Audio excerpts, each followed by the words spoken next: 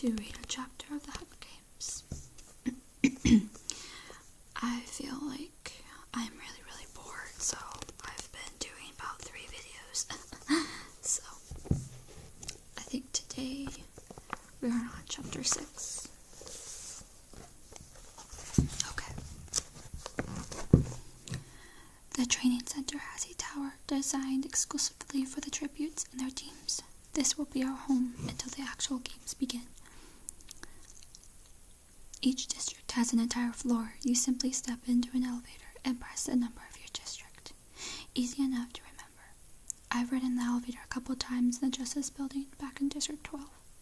Once to receive the medal for my father's death, and then yesterday to say my final goodbyes to my friends and family. But that's a dark and creaky thing that moves like a snail and smells of sour milk. The walls of this elevator are made of crystal so that you can watch the people on the ground floor shrink to ants as you shoot up into the air. It's exhilarating, and I'm tempted to ask Effie Trinket if we can ride it again, but somehow that seems childish. Apparently, Elfie Trinket's duties did not conclude at the station. She and Haymitch will be overseeing us right into the arena. In a way, that's a plus because at least she can be counted on to corral us around to places on times, whereas we haven't seen Haymitch since he agreed to help us on the train. It probably passed out somewhere, but Effie Trinket, on the other hand, seems to be flying high. We're the first team she's ever chaperoned. That made a splash at the opening ceremonies. She's complimentary about how just our costumes, but how we conducted ourselves. And to hear her tell it, Elfie Trinket, Elfie knows anyone in the capital and has been talking us up all day trying to win us sponsors. I've been very mysterious though, she says. Her eyes squint half shut because of course Haymitch hasn't bothered to tell me your strategies. But I've done my best with what I had to work with. How Katniss sacrificed herself for her sister. How you both successfully struggled to overcome the barbarism of your district. Barbarism? That's ironic coming from a woman helping to prepare us for slaughter. And she's basing our success on? Our table manners? Everyone has their reservations naturally. You being from the coal district, but I said, and this was very clever of me, I said, well, if you put enough pressure on coal, it turns to pearls. Effie beams at us so brilliantly that we have no choice but to respond enthusiastically to her cleverness, even though it's wrong. Coal doesn't turn to pearls. They grow in shellfish. Probably she meant coal turns to diamonds, but that's untrue, too. I've heard they have some sort of machine in District 1 that can turn graphite into diamonds, but we don't mine graphite in District 12. That was part of District 13's job until they were destroyed. I wonder if the people she's been pledging us to all day either know or care. Unfortunately, I can't steal the sponsor deals for you.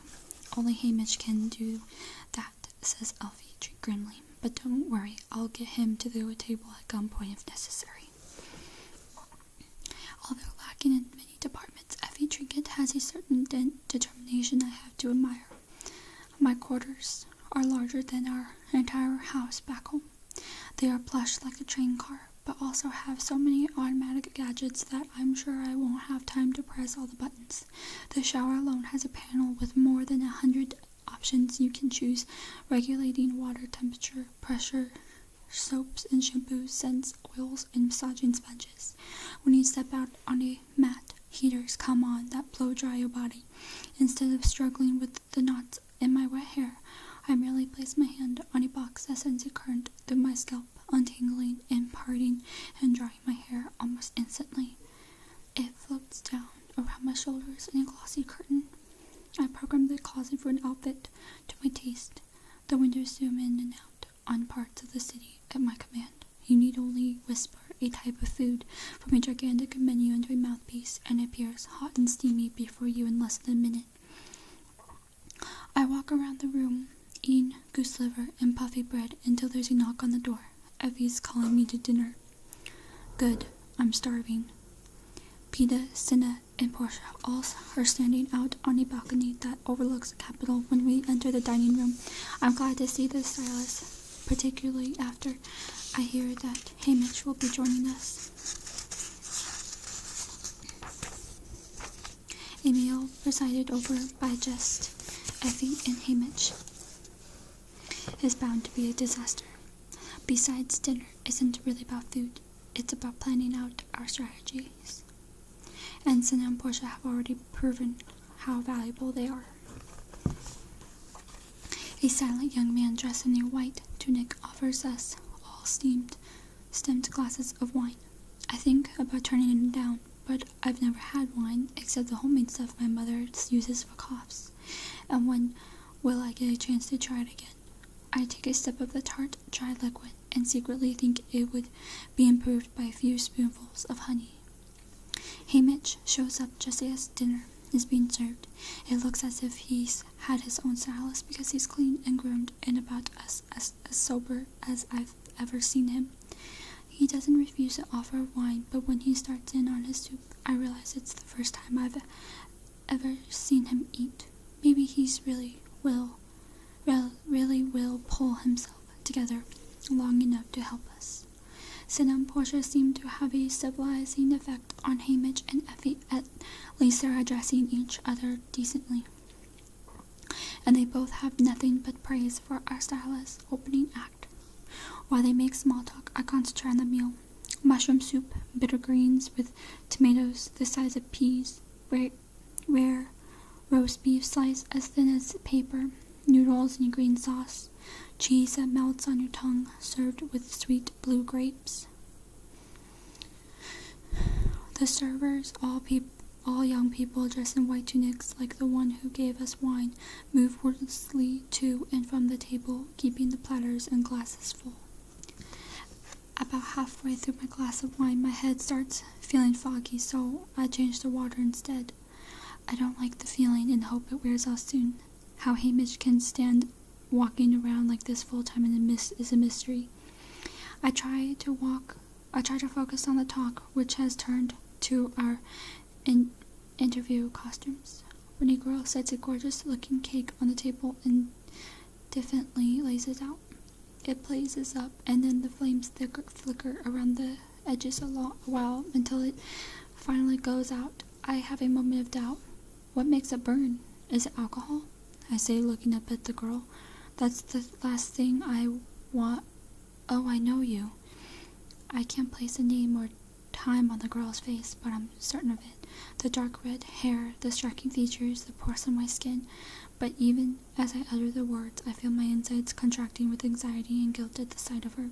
And while I can't pull it up, I know some bad memory is associated with her.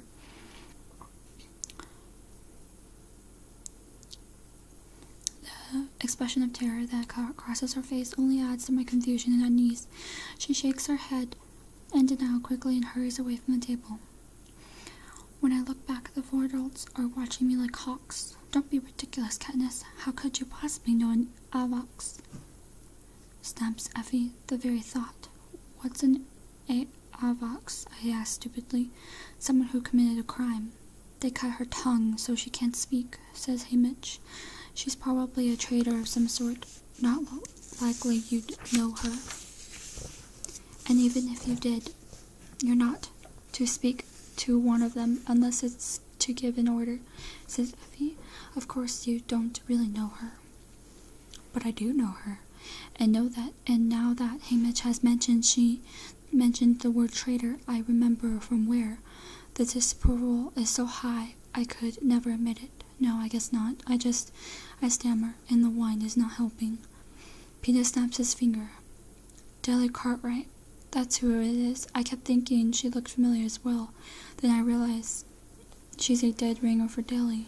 Deli Cartwright is a pasty-faced, lumpy girl with yellowish hair who looks about as much like our server as a beetle does a butterfly. She may also be the friendliest person on the planet. She smiles constantly at everyone in school, even me. I have never seen the girl with the red hair smile, but I jump on Pia's suggestion gratefully. Of course, that's what I was thinking of. It must be the hair. Something about the eyes, too, says Peta. The energy at the room relaxes. Oh well, if that's all it is, says Cinna.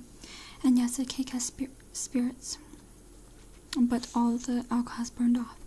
I ordered it especially in honor of your fiery debut. We eat the cake and move into a sitting room to watch the replay of the opening ceremonies that's been broadcast. A few of the other couples make a nice impression, but none of them can hold a candle to us. Even our own party lets out our in awe as they show us coming out of the remix center. Whose idea was the hand-holding? Asked Hamish. Cinna's, says Portia. Just the perfect touch of rebellion, says Hamish. Very nice. Rebellion? I have to think about that once. One a moment. But when I remember the other couple standing stiffly apart, each touching or acknowledging, never touching or acknowledging each other, as if their fellow tribute did not exist, as if the games had already begun, I know what Hamish means. Presenting ourselves not as adversaries, but as friends, has distinguished us as much as the fiery costumes. Tomorrow morning is the first training session. Meet me for breakfast, and I'll tell you exactly how I want you to play it, says Hamish to Peta and me. Now, go get some sleep while the grown-ups talk. Peta and I walk together down the corridor to our rooms. When we get to my door, he leans against the frame, not blocking my entrance exactly, but insisting I pay attention to him. So, Deli Cartwright, imagine finding her look-alike here. He's asking for an explanation, and I'm tempted to give him one. We both know he covered for me, so here I am in his debt again. If I tell him the truth about the girl, somehow that might even things up. How can it hurt, really? Even if he repeated the story, it couldn't do me much harm. It was just something I witnessed, and he lied as much as I did. From Deli Cartwright, I realize I do want to talk to someone about the girl, someone who might be able to help me figure out her story. Gail would be my first choice, but it's unlikely I'll ever see Gail again. I tried to think if telling Peta could give him any possible advantage over me, but I don't see how. Maybe sharing a confidence will actually make me believe I see him as a friend. Besides, the idea of the girl with her maimed tongue frightens me. She has reminded me why I'm here. Not to model flashy costumes and eat delicacies, but to die a bloody death while the crowds urge on my killer. To die or not to tell. My brain still feels slow from the wine. I stare down the empty corner as if the decision lies there. Peta picks up on my hesitation. Have you been on the roof yet? I shake my head. Cinna showed me. You can practically see the whole city. The wind's a bit loud, though.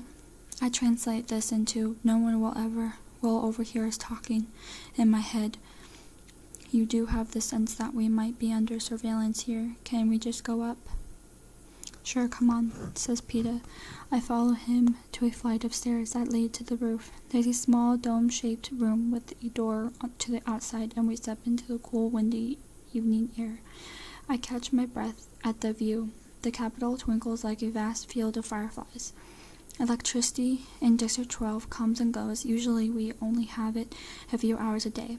Often the evenings are spent in candlelight. The only time you can count on it is when they're airing the games or some important government message on the television that it's mandatory to watch. But here there would be no sabotage, ever. Peta and I walk to a railing at the edge of the roof. I look straight down the side of the building to the street, which is buzzing with people. You can hear their cars on an occasional shout and a strange metallic tingling. In District 12, we'd all be thinking about bed right now. I asked Cinna why they let us up here. Wouldn't they worried that some of the tributes might decide to jump right over the side, says Peter. What he'd say, I asked. You can't, says Peter. He holds out his hand into seemingly empty space. There's a sharp zap, and he jerks it back. Some kind of electric field throws you back on the roof. Always worried about our safety, I say. Even though Cinna has shown Peter the roof, I wonder if we're supposed to be up here, now so late and alone. I've never seen tributes on the training center roof before. But that doesn't mean we're not being taped. Do you think they're watching us now? Maybe, he admits. Come see the garden. On the other side of the dome, they've built a garden with flower beds and potted trees. From the branches hang hundreds of wind chimes, which account for the tinkling I heard. Here in the garden on this windy night, it's enough to drown out two people who are trying not to be heard. Peter looks at me unexpectedly. I pretended to examine a blossom. We were hunting in the woods one day, hidden, waiting for game. I whisper, you and your father? He whispers back, no, my friend Gail. Suddenly all the birds stopped singing at once, except one, as if it were giving a warning call, and when we saw her, I'm sure it was the same girl. A boy was with her. Their clothes were tattered. They had dark circles under their eyes from no sleep.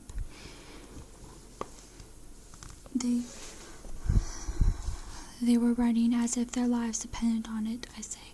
For a moment I'm silent, as I remember how the sight of this strange pair, clearly not from District 12, fleeing through the woods, immobilized us.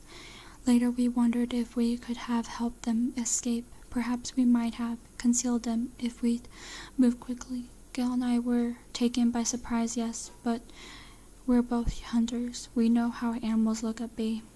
We knew the pair was in trouble as soon as we saw them, but we only watched.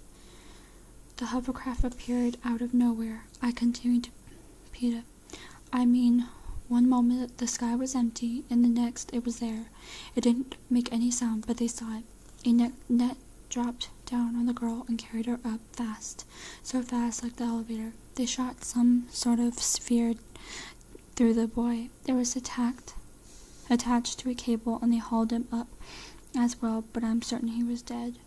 We heard the girl scream once, the boy's name, I think. Then it was gone. The hovercraft vanished into thin air, and the birds began to sing again, as if nothing had happened. Did they see you? Peter asked. I don't know. We were under a shelf of rock, I reply. But I do know. There was a moment after the bird call, but before the hovercraft, where the girl had seen us. She locked eyes with me and called out for help, but neither Gail or I responded. You're shivering, says Peter. The wind in the story have blown all the warmth from my body. The girl screamed. Had it been her last? Peter takes off his jacket and wraps it around my shoulders. I started to take a step back, but then I let him, deciding for a moment to accept both his jacket and his kindness. A friend would do that, right? They were from here, he asks, and he secures a button at my neck. I nod. They had the capital look about them, the boy and the girl. Where do you suppose they were going? He asks. I don't know that. I say District 12 is pretty much the end of the line. Beyond us, there's only wilderness, if you don't count the ruins of District 13. That's still smaller from the Tosic bombs. They show it on television occasionally just to remind us, or why they would leave here. Haymitch had called the Foxes traitors. Against what? It would only be the capital, but they had nothing here. No cause to rebel. I'd leave here, Peter blurts out. Then he looks around nervously. It was loud enough to hear above the chimes. He laughs. I'd go home now if they let me, but you have to admit the food's prime. He's covered again. If that's all you'd heard, it would just sound like the words of a scared tribute. Not someone contemplating the unquestionable goodness of the capital. It's getting chilly. We better go in, he says. Inside the dome, it's warm, bright. His tone is conversational. Your friend Gale. He's the one who took your sister away at the reaping. Yes. Do you know him? I asked. Not really. I hear the girls talk about him a lot. I thought he was your cousin or something. You favor each other. He says, no, we're not related, I say. Peter nods, unreadable. Did he come to say goodbye to you? Yes, I say, observing him carefully. So did your father. He brought me cookies. Peter raises his eyebrows as if this is news. But after watching him lie so smoothly, I don't give this much weight. Really? Well, he likes you and your sister. I think he wishes he had a daughter instead of a house full of boys. The idea that might ever have been discussed around the dinner table at the bakery fire, just in passing in Peter's house, gives me a start. It must have been when the mother was out of the room. He knew your mother when they were kids, says Peter. Another surprise, but probably true. Oh yes, she grew up in town, I say. It seems impolite to say she never mentioned the baker except to compliment his bread. We're at my door. I give back at his jacket. See you in the morning, then. See you, he says, and walks off down the hall. When I open my door, the red-haired girl is collecting my untarred boots.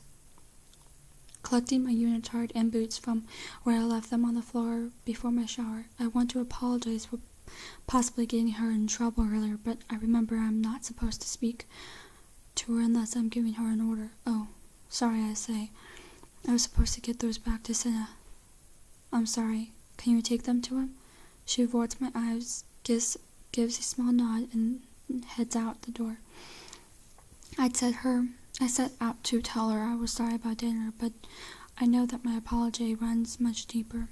That I'm ashamed I never tried to help her in the woods. That I let the capital killer boy mutilate her without lifting a finger, just like I was watching the games.